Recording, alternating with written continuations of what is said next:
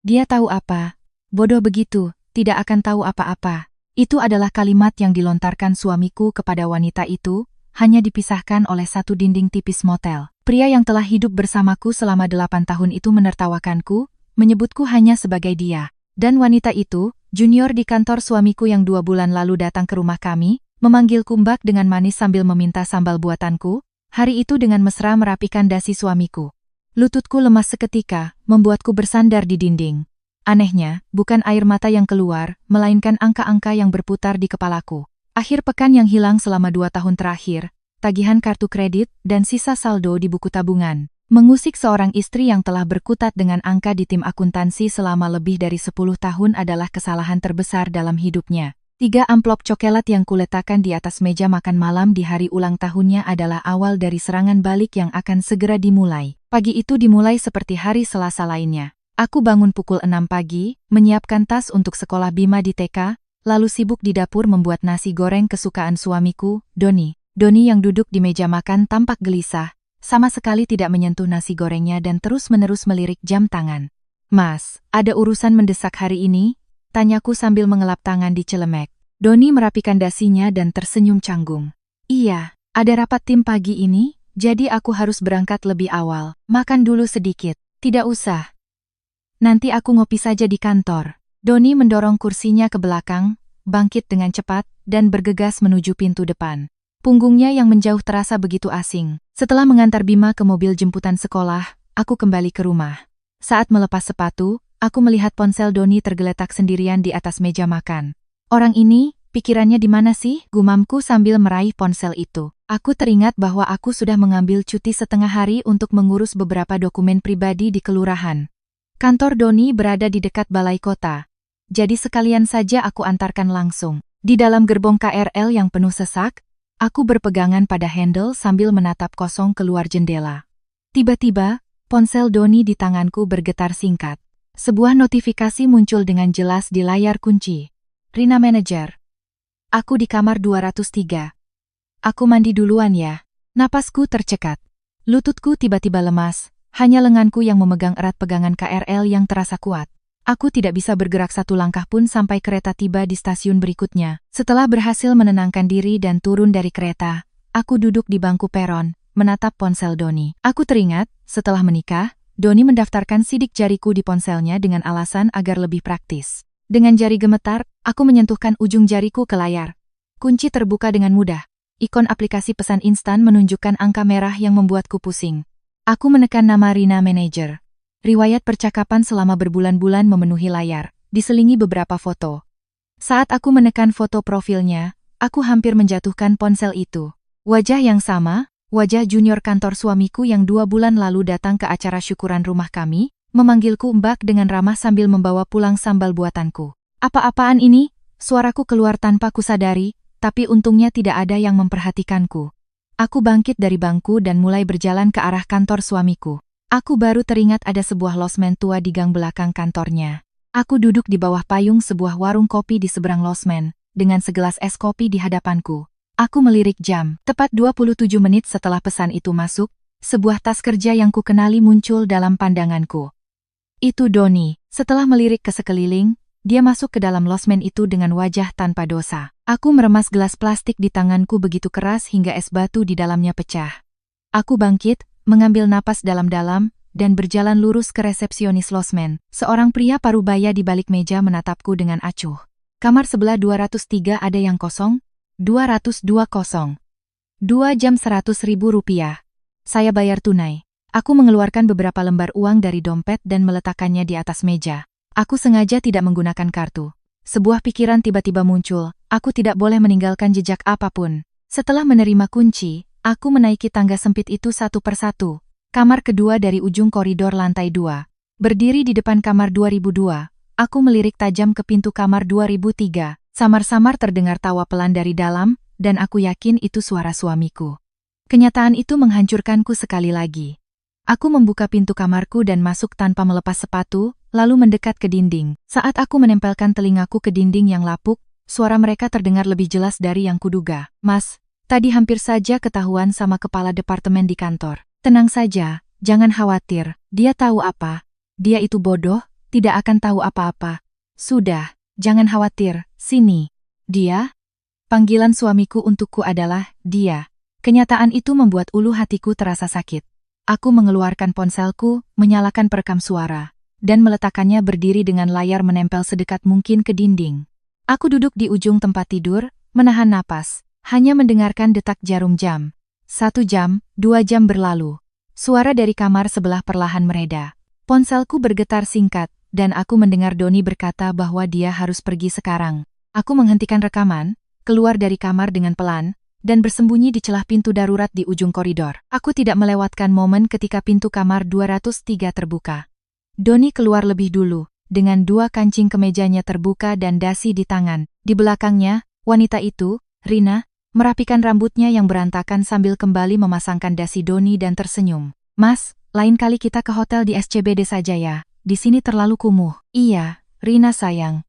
Nanti minggu depan aku pesankan. Suara Doni saat memanggilnya Rina sayang begitu mesra hingga tanpa sadar aku menggigit bibirku kuat-kuat. Saat rasa anyir darah menyebar di lidahku, aku menyalakan kamera ponsel dan merekam video, memastikan wajah mereka dan nomor kamar terlihat jelas. Setelah mereka menghilang menuruni tangga, aku masih duduk di sana untuk waktu yang lama. Kedua tanganku di atas lutut bergetar hebat, tapi anehnya tidak setetes pun air mata keluar. Sebaliknya, angka-angka mulai berputar di kepalaku. Hari-hari selama 2 tahun terakhir, ketika Doni pulang terlambat dengan alasan lembur. Akhir pekan yang hilang dengan tagihan kartu kredit yang membengkak secara aneh. Aku perlahan bangkit dan merapikan pakaianku. Saat melangkah keluar dari losmen, sinar matahari bulan Mei menyilaukan mataku. Aku memejamkan mata sejenak, lalu membukanya kembali. Sambil berjalan ke stasiun KRL, aku mengirim pesan kepada Doni. Ponselmu ketinggalan di meja makan, nanti malam kuantarkan. Aku berusaha menulisnya senormal mungkin. Beberapa menit kemudian, balasan datang. Aduh, maaf. Hari ini sepertinya lembur sampai malam. Taruh di rumah saja ya. Makasih ya, sayang.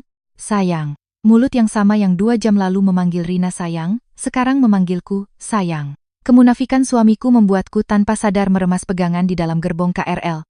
Dalam perjalanan pulang, aku menatap lama pemandangan yang berlalu di luar jendela. Anehnya, aku merasa hatiku justru menjadi lebih tenang. Daripada menangis dan berteriak, aku mulai menyusun daftar hal-hal yang harus kulakukan mulai hari ini. Laporan tagihan kartu kredit, saldo buku tabungan, daftar aset, dan pengacara spesialis perceraian. Sesampainya di rumah, aku meletakkan sepatu dengan rapi dan menaruh kembali ponsel Doni di tempat yang sama di atas meja makan. Aku berjalan ke dapur, mengenakan celemek, dan membuka kulkas. Aku berpikir, malam ini aku harus memasak sayur lodeh kesukaan Doni. Aku harus menyiapkan makan malam yang sangat biasa. Seolah tidak terjadi apa-apa.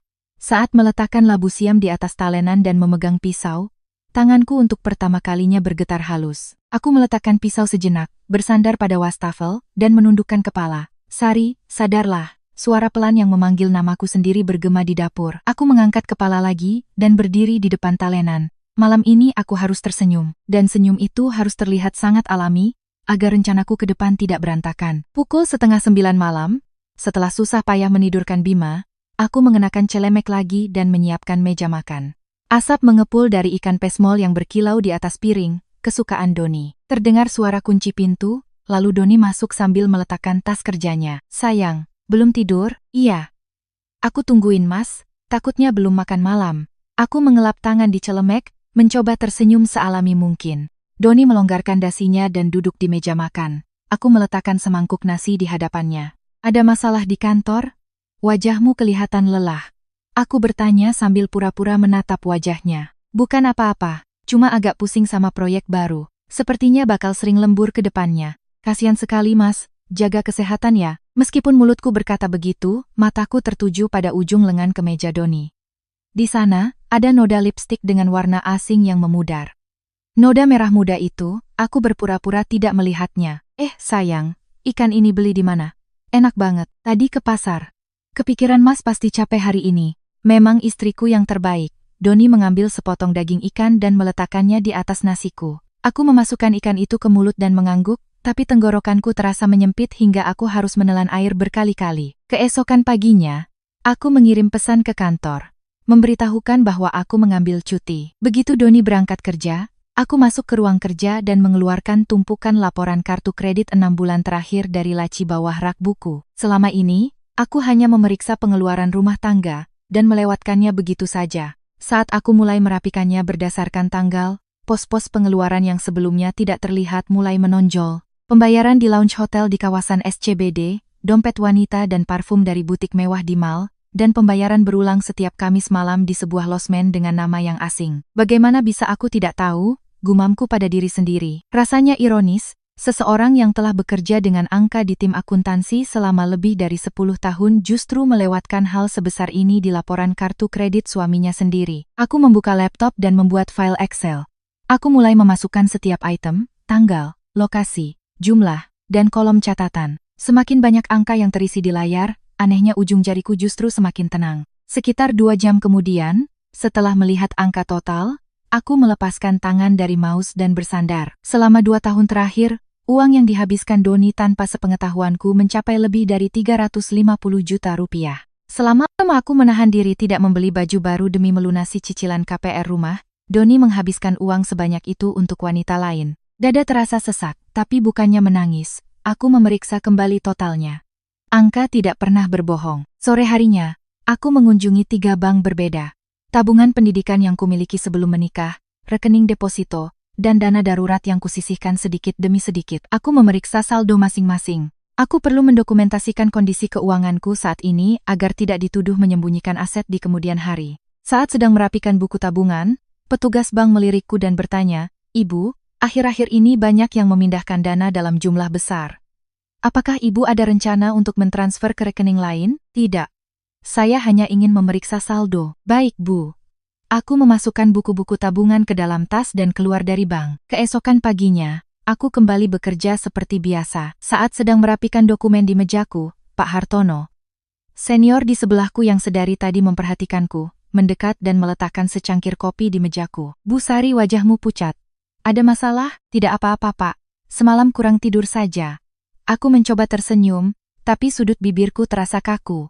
Pak Hartono hanya menepuk bahuku 2 kali dan kembali ke mejanya. Menjelang pulang kerja, Pak Hartono kembali berdiri di depan mejaku. "Bu Sari, malam ini ada waktu, kita ngopi sebentar." "Baik, Pak." Di sudut sebuah kafe yang tenang di dekat kantor, Pak Hartono memesan 2 cangkir americano dan menatapku cukup lama. "Sari, kamu tahu kan saya dulu pernah bercerai?" "Iya, Pak, saya tahu. Waktu itu saya pernah bilang, kan, saya bisa tahu perasaan seseorang hanya dari melihat wajahnya. Tadi pagi, saat melihat wajahmu, saya langsung tahu." Pak Hartono berkata sambil memegang cangkir kopinya dengan kedua tangan. Aku terdiam sejenak. Hanya bisa menyentuh tetesan air di permukaan cangkir dengan ujung jariku. "Pak, saya tidak tahu harus berbuat apa." Suaraku bergetar pelan. Pak Hartono menatapku sejenak, lalu berkata dengan tenang, "Sari, saat inilah yang paling penting. Kalau kamu mengedepankan emosi, kamu akan kehilangan segalanya. Saya dulu sangat menderita karena itu." "Baik, Pak. Pertama, amankan asetmu. Lalu, bukti." 2 hal itu yang paling utama." Pak Hartono mengeluarkan sebuah kartu nama dari dompetnya dan meletakkannya di depanku. "Ini pengacara yang dulu membantu saya. Di bidang perceraian, dia yang terbaik di kota ini." Saat aku mengambil kartu nama itu dan membaca 3 kata yang tertera, napasku sejenak tertahan. "Maya Indriani." "Pak, sepertinya saya kenal pengacara ini." "Oh ya? Dia teman satu kelompok belajar waktu kuliah dulu." Sudah 15 tahun saya tidak mendengar namanya. Mata Pak Hartono membelalak, lalu dia tersenyum. "Dunia ini sempit, ya? Mungkin ini justru pertanda baik untukmu. Lebih mudah kan kalau dengan orang yang sudah dikenal." Saat kami keluar dari kafe, Pak Hartono menahan lenganku. "Sari, kalau butuh bantuan untuk Bima atau apapun, bilang saja. Saya bisa bantu menjaga anak-anak seusia dia." "Terima kasih banyak, Pak." Di dalam taksi menuju rumah, aku menggenggam erat kartu nama itu sambil menatap keluar jendela. Aku mengeluarkan ponsel dan mencari di kontak. Tapi tentu saja nomor telepon teman kuliah 15 tahun lalu sudah tidak ada lagi. Setelah ragu sejenak, aku menekan nomor yang tertera di kartu nama itu. Nada sambung kedua, terdengar suara yang familiar di seberang sana. "Halo, dengan Maya Indriani di sini." "Maya, ini aku Sari." "Sari teman kuliahmu." Hening sejenak di seberang sana. "Sari, benar ini kamu, Sari?" "Iya, lama tidak bertemu." "Ya ampun, ini sudah berapa lama? Kamu dapat nomorku dari mana, Maya? Aku butuh konsultasi untuk urusan yang cukup mendesak. Apa kamu punya waktu minggu depan?" Menyadari nada suaraku yang berubah, Maya terdiam sejenak. "Sari, aku kira-kira mengerti masalahmu. Aku jadwalkan untukmu hari Rabu depan, jam 3 sore. Datang sendiri ya, jangan ajak orang lain. Terima kasih, Maya. Terima kasih banyak. Setelah menutup telepon, aku menyandarkan tubuhku di kursi belakang taksi dan memejamkan mata. Sesampainya di rumah, aku membuka sedikit pintu kamar Bima dan menatap wajahnya yang tertidur lelap. Pipi anak berusia 5 tahun itu tampak begitu lembut malam ini. Aku kembali ke ruang tengah dan mengambil ponsel Doni yang tergeletak. Setelah membuka kunci dengan sidik jariku, aku membuka aplikasi pesan. Di bawah nama Rina Manager, ada beberapa baris percakapan baru hari ini. Janji untuk bertemu di daerah SCBD pada Jumat malam tertulis di sana. Aku menggulir ke bawah, memastikan waktu dan tempatnya, lalu meletakkan ponsel itu kembali ke tempatnya semula. Jam di dinding menunjukkan pukul 11 malam. Rabu pukul 14.45, aku sudah berada di depan gedung perkantoran di kawasan bisnis. Pintu lift terbuka, dan di depanku ada pintu kaca dengan tulisan Kantor Hukum Maya, Rekan. Saat aku mendorong pintu, seorang resepsionis menatapku. Selamat siang, saya Sari, ada janji pukul 3. Baik, Bu, Ibu Maya sudah menunggu, silakan lewat sini. Mengikuti staf itu ke sebuah ruangan, aku melihat Maya berdiri di dekat jendela, lalu berbalik ke arahku. Sari, wajahnya yang kutemui setelah 15 tahun. Dalam balutan setelan kerja, anehnya masih sama seperti dulu. Maya, lama sekali ya, duduklah. Haus? Mau minum apa? Air putih saja cukup. Maya memberi isyarat kepada stafnya, lalu duduk di seberangku. Aku mengeluarkan sebuah amplop coklat dari tasku dan meletakkannya dengan hati-hati di atas meja. Ini semua sudah kurapikan. Laporan kartu kredit yang sudah kumasukkan ke Excel, foto, video, dan tangkapan layar percakapan. Wah, tidak salah memang lulusan tim akuntansi. Persiapan dokumennya luar biasa. Maya membuka amplop dan mulai memeriksa lembar demi lembar. Setelah beberapa saat hanya diam membaca, Maya meletakkan pulpennya dan menatapku lurus. Sari, dengarkan baik-baik apa yang akan kukatakan. Pertama, dengan bukti sebanyak ini, posisimu sangat kuat di pengadilan. Sangat kuat, syukurlah. Tapi masalahnya, kamu tidak bisa langsung menyerang sekarang. Kita harus kumpulkan bukti untuk minimal 2 bulan lagi. Aku mengerjap. 2 bulan lagi? Iya. Kalau dia berkila itu hanya kesalahan sesaat, urusannya bisa jadi rumit. Kita harus membuktikan bahwa ini terjadi berulang kali dan berkelanjutan. Itu akan menaikkan nilai tunjangan dan ganti rugi secara signifikan. Maya melanjutkan sambil mengetuk-ngetuk sebuah dokumen dengan ujung pulpennya. Dan Sari, ingat satu hal ini. Bukti yang diperoleh dengan cara ilegal seperti menyadap atau menguntit secara sembunyi-sembunyi akan ditolak di pengadilan. Jadi, rekamanku saat menguping di dinding, itu termasuk ilegal. Kita buang saja yang itu, kata Maya tegas. Tapi, apa yang kamu lihat dengan mata kepalamu sendiri, foto dan video yang kamu ambil langsung, itu bisa dipakai. Kita fokus kumpulkan bukti seperti itu. Baiklah, satu hal penting lagi. Maya mencondongkan tubuhnya ke depan. Wanita itu sudah menikah, kan? Iya. Katanya sudah 2 tahun. Kita harus pastikan itu. Cari tahu nama suaminya, pekerjaannya, tinggal di mana. Kalau kita dapatkan informasi itu, kita bisa mengajukan satu gugatan lagi. Gugatan ganti rugi terhadap perusak rumah tangga. Gugatan untuk pelakor? Betul, tapi ada yang lebih besar dari itu. Maya meletakkan pulpennya dengan suara keras. Kita juga bisa memberitahu suaminya. Tepatnya, pihak kita akan mengirimkan surat somasi beserta bukti-bukti kepadanya. Aku menatap wajah Maya sejenak. Apa itu tidak apa-apa? Tentu saja tidak apa-apa. Suaminya juga berhak tahu apa yang dilakukan istrinya di belakangnya. Sari, jangan gunakan perasaan. Kita harus bergerak sesuai urutan, selangkah demi selangkah. Mengerti? Suara Maya rendah tapi sangat tegas. Aku mengangguk dan mengangkat gelas airku. Maya, boleh aku tanya satu hal lagi? Apa? Pembagian harta. Kira-kira aku bisa dapat berapa? Apartemen kalian atas nama bersama, kan? Sisa cicilan KPR berapa? Aku menyebutkan angka-angka yang sudah kuhitung di kepala.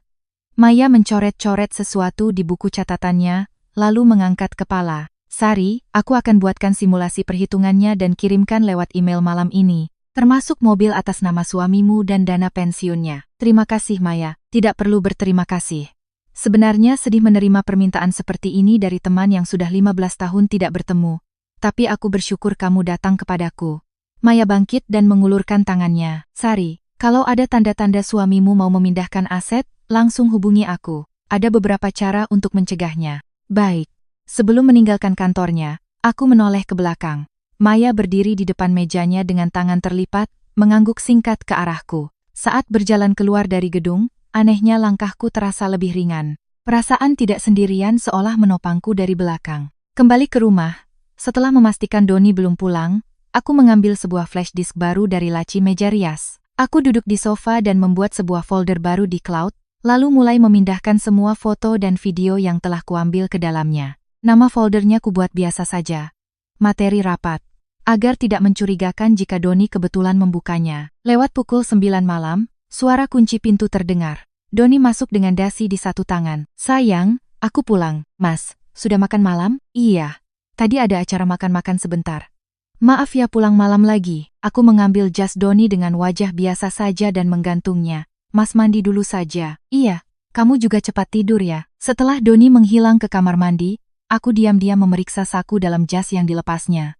Beberapa kartu nama dan selembar struk yang terlipat. Nama sebuah bar di SCBD tertera di sana, dengan total tagihan minuman untuk 2 orang yang sangat jelas. Aku mengeluarkan ponsel, memotret struk itu diam-diam, lalu memasukkannya kembali dengan rapi ke dalam saku jas. Kamis malam, setelah menidurkan Bima, aku membuka file simulasi yang dikirimkan Maya. Pembagian saham apartemen, perkiraan tunjangan, hingga dasar perhitungan biaya pengasuhan anak. Semuanya terorganisir dalam sebuah tabel. Aku mempelajarinya sampai larut malam. Anehnya, saat jariku menelusuri angka-angka itu, kegelisahan di hatiku perlahan mereda. Jumat sore, aku mengambil cuti setengah hari. Aku sudah mengatur agar Bima dititipkan pada ibuku selama sehari. Kembali ke rumah, aku mengeluarkan mantel berwarna gelap yang jarang kupakai, topi, dan masker dari lemari. Berdiri di depan cermin, aku terlihat seperti orang yang berbeda, bahkan asing bagi diriku sendiri. Pukul 7 malam, aku duduk di sebuah kafe di seberang sebuah hotel di SCBD.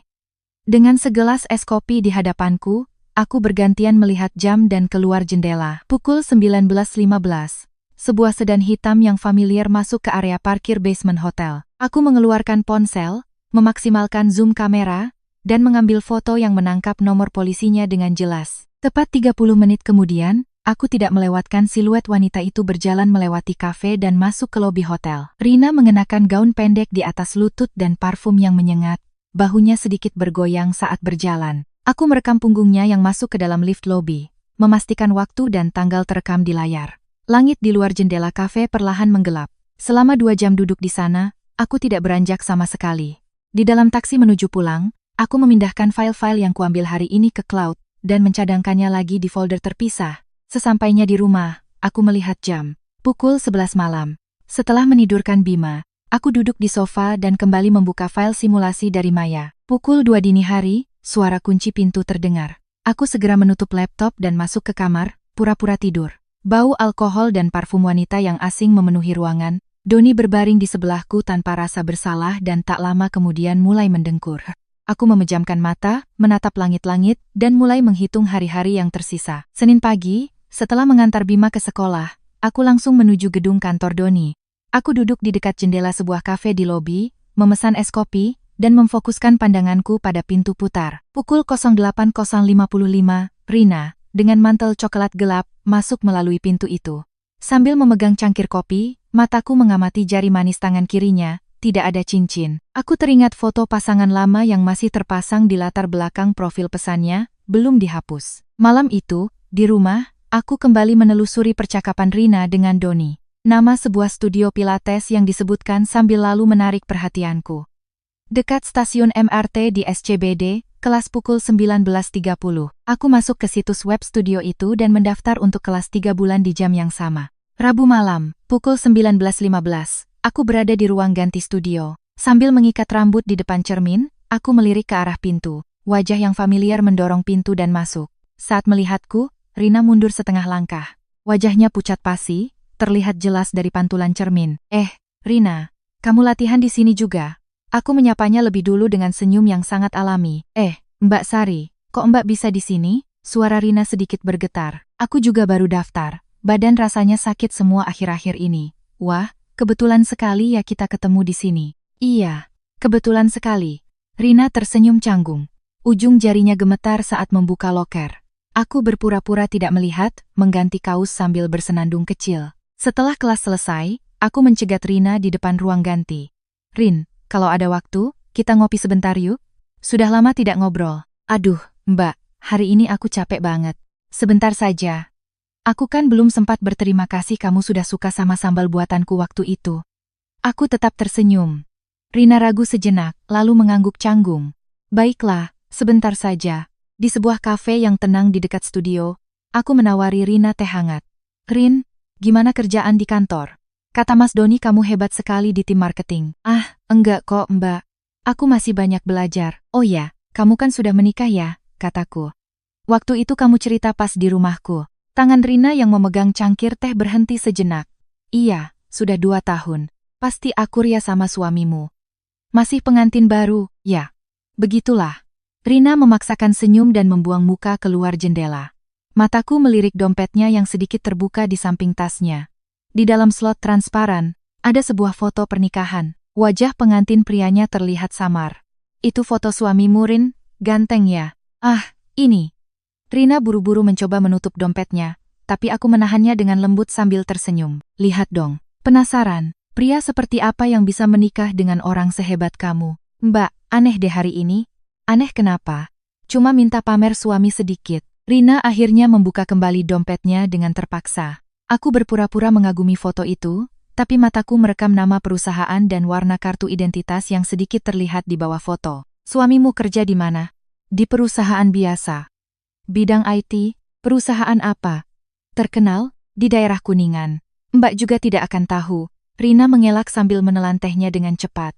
Suamimu mengerti kan kalau kamu sering lembur? Ya, begitulah. Mas Doni juga sering lembur akhir-akhir ini. Tim kamu pasti sibuk juga ya? Aku berkata dengan wajah polos. Wajah Rina langsung memucat. Mbak, aku sepertinya harus pergi sekarang. Oh, baiklah. Sampai ketemu minggu depan ya, Rin. Aku melihat bahu Rina yang bergetar samar saat dia keluar dari kafe. Sesampainya di rumah, setelah memastikan Bima tidur, aku membuka laptop. Aku mencari nama perusahaan dan bidang industri yang kudapatkan dari kafe. Sebuah perusahaan IT kelas menengah di Kuningan muncul. Aku mencatat alamat dan nomor telepon kantornya, lalu mengirimkannya ke Maya melalui pesan. Kurang dari 10 menit, balasan datang. Bagus, Sari. Puzzle-nya hampir lengkap. Besok mampir ke kantorku sebentar. Saat aku meletakkan ponsel, suara kunci pintu terdengar. Doni masuk sambil melempar tas kerjanya ke sofa. Sayang, bulan depan kan Bima ulang tahun. Mau dirayakan di mana? Tanya Doni santai sambil melepas dasi. Iya, Bima ingin di tempat bermain yang pernah kita datangi dulu, jadi sudah aku pesankan. Wah, bagus. Anaknya pasti senang. Mas bisa kan hari itu? Tentu saja bisa. Ulang tahun anakku sendiri. Doni tersenyum lebar ke arahku, dan aku membalasnya. Tapi sayang, hari Jumat depan sepertinya aku akan pulang malam. Ada acara kantor? Iya. Oke ya, hati-hati pulangnya. Istriku memang yang terbaik. Doni menepuk bahuku dan menghilang ke kamar mandi. Aku duduk di sofa. Kedua tanganku tergenggam di atas lutut. Jumat depan. Hari yang sama dengan janji temu dengan wanita itu yang sudah kupastikan dari percakapan mereka. Malam itu, setelah Doni tidur, aku menutup pintu kamar Bima dan mengeluarkan sebuah buku catatan dari laci. Aku merangkum kembali semua bukti yang telah kukumpulkan, laporan kartu kredit, foto di depan losmen, video di lobi hotel, tangkapan layar percakapan, dan informasi suami Rina yang kudapatkan hari ini.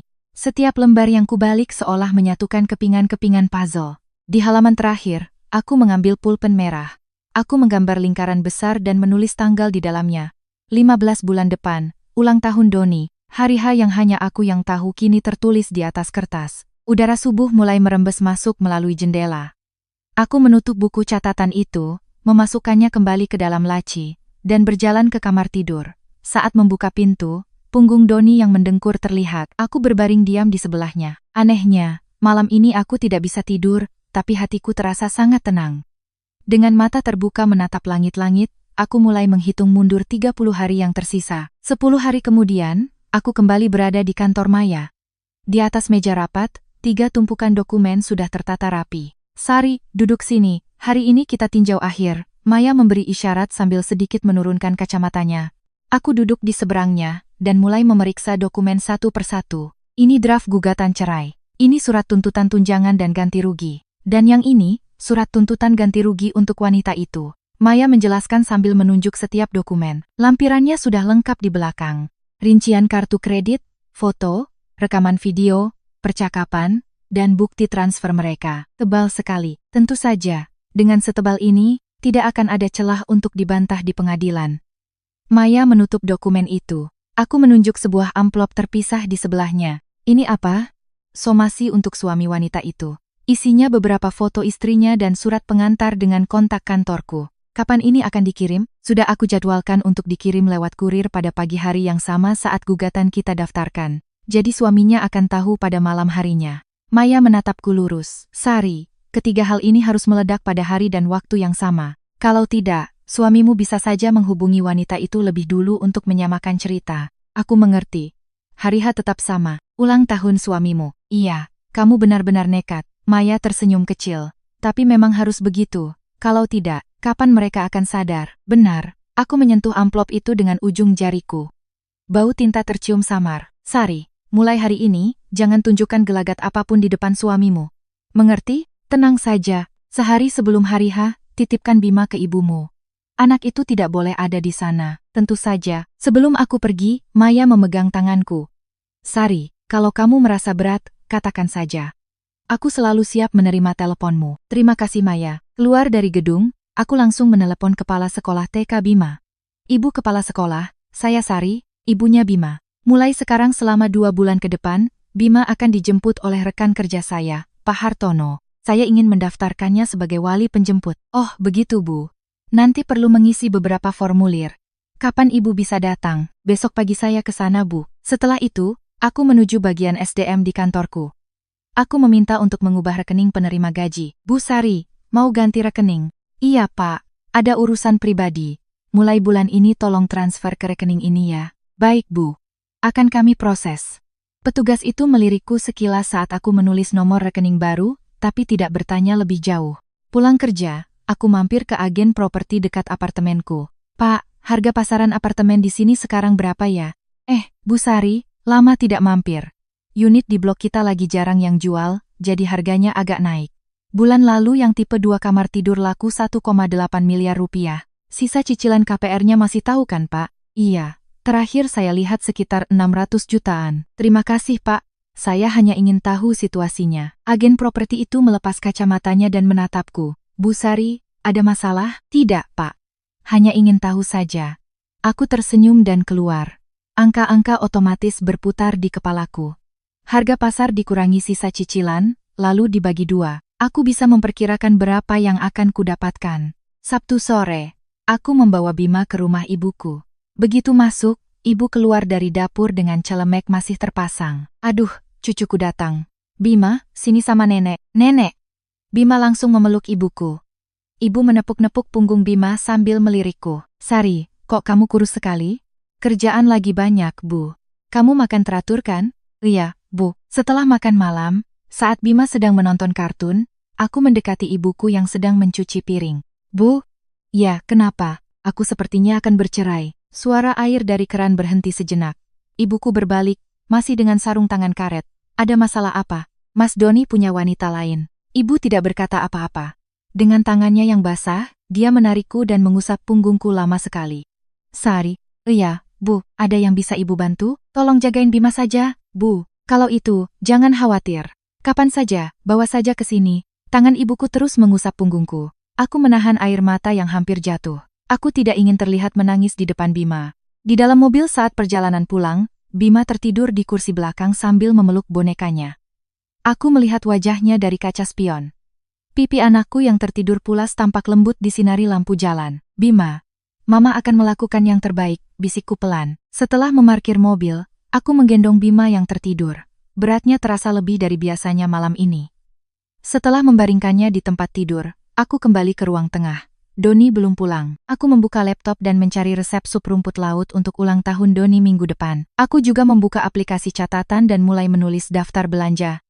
Rumput laut, daging sapi, minyak wijen, bawang putih, kue, sebotol anggur. Di baris terakhir, aku berhenti sejenak, lalu perlahan mengetik 3 amplop coklat.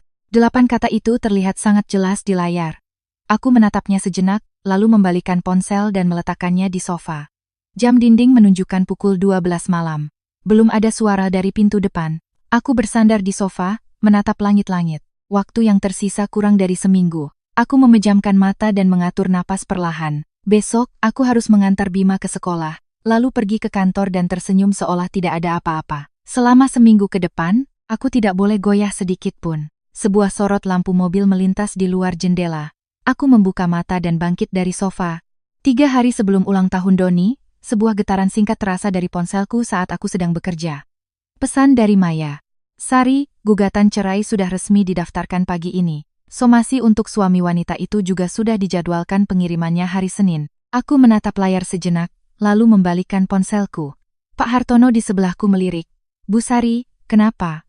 Wajahmu pucat sekali. Pak, sudah didaftarkan. Oh, itu. Pak Hartono menggeser kursinya sedikit lebih dekat dan merendahkan suaranya. Berarti tinggal beberapa hari lagi ya? Iya. Sari, sampai akhir jangan sampai ketahuan ya. Mengerti? Tenang saja Pak. Aku mencoba tersenyum, tapi bibirku terasa kaku. Pak Hartono menyeduh sebungkus kopi instan dan menuangkannya ke cangkirku. Malam itu, setelah memberi Bima makan malam, aku menunggu Doni pulang. Hampir pukul 10 malam, suara kunci pintu terdengar. Sayang, belum tidur? Iya, Mas. Ada yang mau aku bicarakan. Apa? Doni meletakkan jasnya di sofa dan duduk di hadapanku. Ulang tahun Mas nanti, kita makan di rumah saja ya. Di rumah? Iya.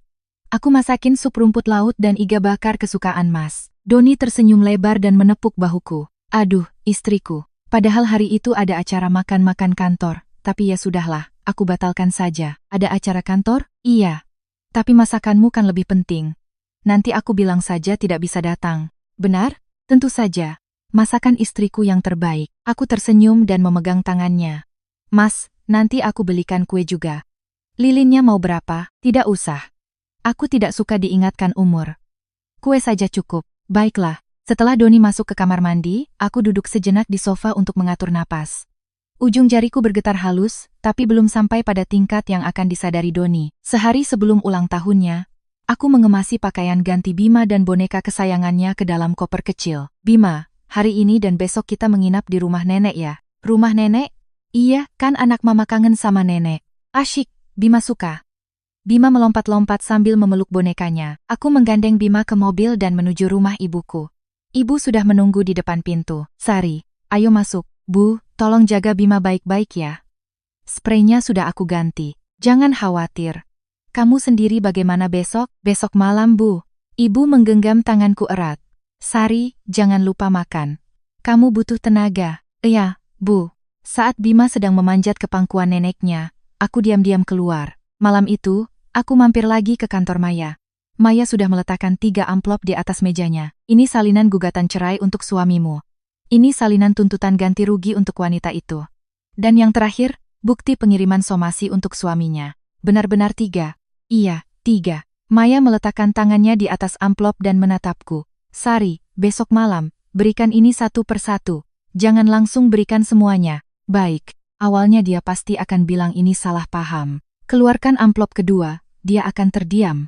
Sampai amplop ketiga, dia akan hancur total. Aku mengerti, dan jangan pernah terlibat dalam percakapan emosional di sana. Semakin dia memohon, hatimu akan semakin luluh. Malam itu, tugasmu hanya memberitahu. Sari, Maya memegang tanganku. Besok malam mulai jam 8, aku akan terus siaga. Kalau ada apa-apa, langsung telepon.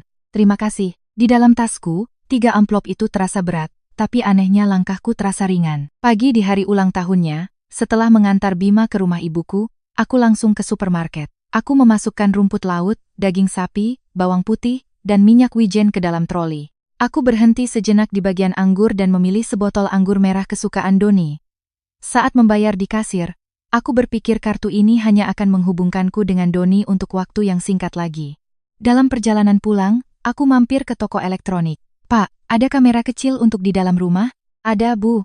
Yang ini bagus, gambarnya jernih dan rekamannya otomatis. Saya ambil yang ini. Sesampainya di rumah, aku memasang kamera itu dengan hati-hati di bagian atas rak buku, mengarah ke meja makan. Setelah memeriksa sudut pandang dan menyalakan mode rekam, aku mengenakan celemek dan berdiri di dapur. Aku merendam rumput laut, menumis daging sapi, mencoba untuk tidak memikirkan apapun.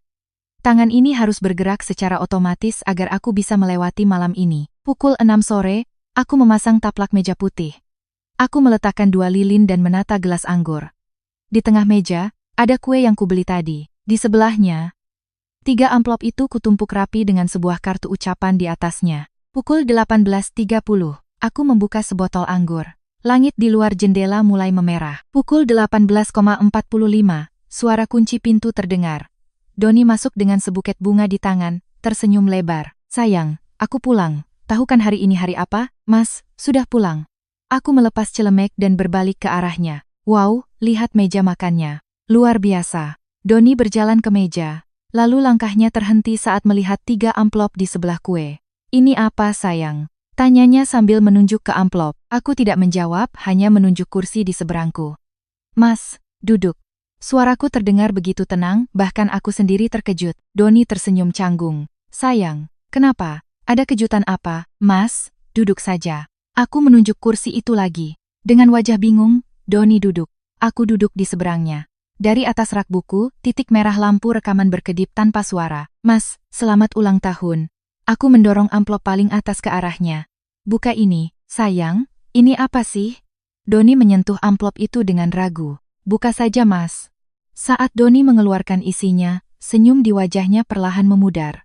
Matanya bergetar saat membaca 5 kata di bagian atas halaman pertama, gugatan cerai. Sari, ini apa? Tumben mas panggil namaku. Sayang, ini pasti ada salah paham. Salah paham? Aku memotongnya dan membuka amplop kedua. Aku mengeluarkan beberapa tangkapan layar percakapan dan foto, lalu menyebarkannya di atas meja. Koridor losmen yang kumuh, lobi hotel di SCBD, dan wajah suamiku yang berdiri berdampingan dengan wanita itu. Mas, ini juga salah paham. Doni menatap foto-foto itu, lalu tiba-tiba setengah berdiri. Sari, sayang, tunggu sebentar. Ini aku bisa jelaskan. Mas, duduk. Sayang, duduk. Suaraku sedikit merendah. Doni kembali terduduk lemas. Mas, ini baru 2 bulan. Yang sebelumnya juga ada semua. Laporan kartu kredit, bukti transfer, semuanya.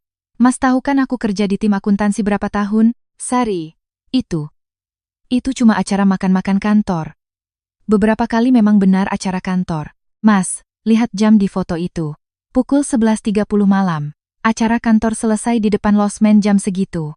Foto kedua. Itu lobi hotel di SCBD. Sejak kapan kantor Mas mengadakan acara di hotel mewah seperti itu? Doni menarik tangannya dari foto.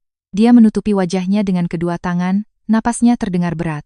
Aku meraih amplop terakhir. Mas, tahu ini amplop ketiga isinya apa? Apa? Pagi hari Senin nanti, akan ada kurir yang mengantar surat ke suami wanita itu. Isi suratnya, semua ada di dalam bukti pengiriman ini. Doni perlahan menurunkan tangannya. Matanya memerah. Sari. Rina. Jangan sama suaminya Rina. Mas mohon, Sari. Dia juga sudah menikah. Mas, kamu sadar barusan ngomong apa sama aku? Aku menatapnya lurus. Kalimat itu keluar dari mulutmu sendiri. Mas sadar kan? Bukan begitu. Lalu bagaimana? Coba jelaskan sekarang. Doni terdiam. Ruangan menjadi begitu sunyi hingga suara api lilin yang bergetar pun terdengar jelas. Tiba-tiba, ponsel Doni di atas meja berdering keras. Nama Rina manajer muncul di layar, aku mendorong ponsel itu ke arahnya. Mas, angkat. Sayang. Angkat. Dengan tangan gemetar, Doni menekan tombol jawab. Suara panik seorang wanita terdengar jelas di ruangan yang sunyi. Mas, gimana ini? Suamiku barusan nanya yang aneh-aneh. Nanya apa? Katanya ada kenalan dari kantor Mas yang telepon dia. Bilang kalau minggu depan bakal ada surat aneh yang datang. Dia curiga. Mas, gimana ini? Wajah Doni benar-benar pucat pasi. Aku meraih ponsel dari tangannya. Rina, ini aku. Hening sejenak di seberang sana. Mbak, jangan panggil aku mbak. Aku bukan lagi mbakmu. Rina, hari Senin pagi, akan ada surat yang datang untuk suamimu. Isinya apa? Nanti kamu akan tahu sendiri. Mbak, tolong. Rina, kamu ingat wajahmu saat kita bertemu di studio Pilates? Wajah yang sama saat kamu memanggilku mbak sambil tersenyum. Aku tidak lupa. Aku mematikan telepon dan meletakkannya di meja. Doni menatapku lama. Sari, kamu tahu sejak kapan? Sudah lama. Sejak hari di mana kamu tidak makan nasi goreng buatanku pagi itu. Doni memegang kepalanya dengan kedua tangan. Aku bangkit dan berjalan ke dapur. Sup rumput laut masih mengepul hangat di atas kompor. Aku mengambil semangkuk sup dan meletakkannya di depan Doni. Mas, supnya nanti dingin. Sari, aku tidak bisa makan ini sekarang. Ini hari ulang tahunmu, Mas. Aku memasaknya dari pagi. Sari, makan, Mas. Aku tidak menangis setetes pun saat memasak sup ini. Doni menatap mangkuk sup itu, lalu bahunya merosot. Dia tiba-tiba bangkit dan mencoba mendekatiku. Aku menunjuk ke arah rak buku. Mas, lihat ke sana. Melihat kamera dengan lampu merah yang berkedip, Doni berhenti membeku. Kamera? Iya. Aku pasang tadi pagi. Sari, apa harus sampai seperti ini? Mas, selama ini kamu tidak seperti ini padaku? Setiap kali kamu pergi dengan alasan lembur, setiap kali kamu pulang malam dengan alasan acara kantor, aku di rumah memandikan Bima, menidurkannya, menyiapkan lauk untukmu, menyetrika kemejamu. Sari, maafkan aku. Kata maaf itu, seharusnya kamu katakan sejak pagi saat kamu meninggalkan nasi goreng itu. Doni kembali terduduk lemas. Sari, kita mulai lagi dari awal ya. Pikirkan Bima. Aku janji tidak akan mengulanginya lagi. Mas, kamu bawa-bawa nama Bima sekarang? Bima, biar aku yang jaga. Kamu urus saja dirimu sendiri. Sari, kalau aku dipecat dari kantor bagaimana? Aku menatapnya sejenak. Mas, kamu sadar apa yang barusan kamu minta? Memintaku untuk mengkhawatirkanmu sekarang berarti kamu masih belum mengerti apa yang telah kamu lakukan padaku. Doni menunduk dalam. Sari, aku benar-benar salah. Mas, malam ini aku sudah memutuskan tidak akan membahas itu. Tolong, ini semua aku siapkan bersama Maya. Mas kenal Maya kan? Teman kuliah kita. Doni mengangkat kepalanya. Maya Indriani, pengacara itu? Iya. Ternyata dia spesialis perceraian. Sisa-sisa warna di wajah Doni benar-benar hilang. Sari, beri aku waktu. Beberapa hari saja. Tidak ada waktu, Mas. Aku melihat jam tanganku. Sudah lewat pukul 10 malam. Mas, aku beri waktu 30 menit. Masuk ke kamar, kemasi barang-barangmu. Sari, mulai malam ini, jangan tidur di rumah ini. Mau di hotel atau di rumah orang tuamu, terserah. Sayang, jangan begini, Mas. Aku memberimu kesempatan untuk bicara seperti ini saja, sudah merupakan kebaikan terakhirku. Doni menatapku lama, lalu akhirnya bangkit dengan lemas. Di depan pintu kamar, dia menoleh. Bima di mana? Bima di rumah ibuku. Dia tidak perlu melihat wajahmu. Kapan aku bisa bertemu dengannya? Itu nanti Maya yang akan atur. Jangan tanya aku. Doni masuk ke dalam kamar. Terdengar suara lemari dan resleting koper dibuka. Aku tetap duduk di meja makan, menatap mangkuk sup yang uapnya perlahan menghilang. 30 menit kemudian, Doni keluar sambil menarik sebuah koper. Jas yang dikenakannya tampak longgar di bahunya. Sari, pergi Mas. Kata Sandi pintu akan kuganti malam ini. Lain kali kamu tidak bisa masuk seenaknya. Doni berdiri mematung. Sari, maafkan aku. Kata itu, jangan ucapkan lagi padaku. Doni menunduk dan berjalan ke pintu depan. Suara roda koper terdengar sangat keras di koridor yang sepi. Setelah pintu tertutup, aku berdiri di depannya dan menekan 6 digit kata Sandi baru. Aku kembali ke ruang tengah, membersihkan meja, dan memasukkan kue ke dalam kulkas. 3 amplop itu kusimpan di laci ruang kerja. Lampu merah kamera masih berkedip. Aku mendekat dan menekan tombol henti. Aku menamai filenya malam ini dan mengunggahnya ke cloud. Aku kembali duduk di sofa dan bersandar. Lampu-lampu di kompleks apartemen mulai padam satu persatu. Ponselku bergetar. Pesan dari Maya. Sari, kamu tidak apa-apa? Aku mengetik balasan. Iya, dia baru saja pergi. Setelah menekan kirim, aku meletakkan ponsel di sofa. Kamar tidur tempat suamiku mendengkur selama 8 tahun, malam ini menjadi ruanganku sendiri. Aku memejamkan mata dan menghela napas panjang yang dalam dan sunyi. 6 bulan kemudian, aku dan Maya menaiki tangga gedung pengadilan.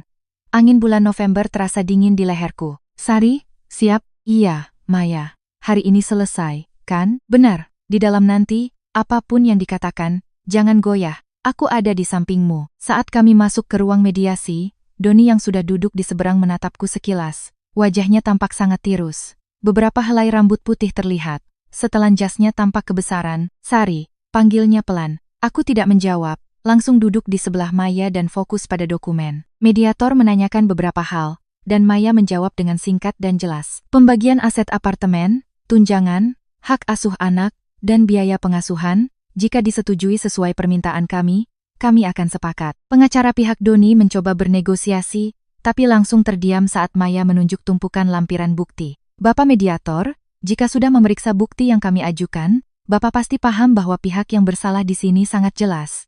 Sudah saya periksa. Mediator melirik ke arah Doni, yang hanya menunduk tanpa kata. Saat menandatangani surat kesepakatan, aku melihat tangan Doni yang memegang pulpen bergetar halus. Saat kami menuruni tangga pengadilan, Doni memanggilku dari belakang. Sari, tunggu sebentar, aku berhenti dan berbalik. Mas, jangan panggil aku begitu lagi. Kalau ada yang mau dibicarakan, katakan dengan singkat. Doni terdiam sejenak. Bima baik-baik saja? Iya, dia baik. Apa aku bisa bertemu dengannya sesekali? Selama biaya pengasuhan tidak telat, kamu bisa bertemu sesuai jadwal yang ditentukan Maya. Baiklah. Mas minta satu hal lagi. Apa? Di depan Bima. Jangan pernah katakan kata maaf kepadaku. Jangan biarkan Bima mendengarnya. Baik. Doni menunduk dan berjalan ke arah yang berlawanan. Aku menatap punggungnya sejenak, lalu kembali berjalan ke arah Maya.